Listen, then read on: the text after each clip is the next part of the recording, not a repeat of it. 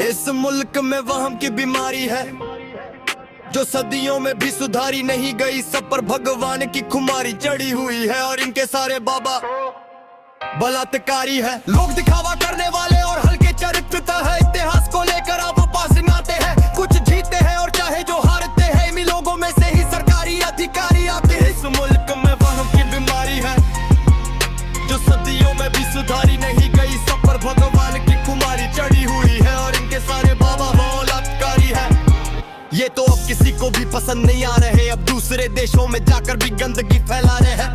एक दूसरे से यूं ही ईर्ष्या रख रहे हैं। शांत जगहों जाकर फालतू के नारे लगा रहे हैं। जो लोग इन्हीं का गुणगान गा रहे हैं, बड़े चापलूस हैं इनके लेखक और व्यापारी। इस मुल्क में वहम की बीमारी है जो सदियों में भी सुधारी नहीं गई। सब पर भगवान की खुमारी चढ़ी हुई है और इनके सारे बाबा बलात्कारी है। जिसको पूछते हैं उसी का जलूस निकालते हैं, मजाक बनाते हैं। किसी भी तरह के भगवान को नहीं छोड़ते। वहाँ वहाँ से बदबू सी आती है जहाँ जहाँ जाकर ये अपने झंडे गाड़ते हैं। इन्होंने बंदे की मती मार दी है, नाश कर दिया है। ये जितने मूर्ख है उतने ही अहंकारी है। ये धरती की बीमारी बन गए हैं जो सदियों में भी सुधारी नहीं जानी। इस मुल्क में वहम की बीमारी है जो सदियों में भी सुधारी नहीं गई। सब पर भगवान की खुमारी चढ़ी हुई है और इनके सारे बाबा बलात्कारी है।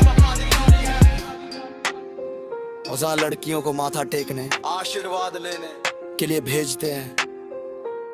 वहाँ ये पाकनी बाबा अपनी आंखों से उनके कपड़े फाड़ते, गंदी नजर रखते हैं। इनका इलाज कोई नहीं कर सकता, चाहे ओशो जैसे विचारक 150 बार भी पैदा हो जाए।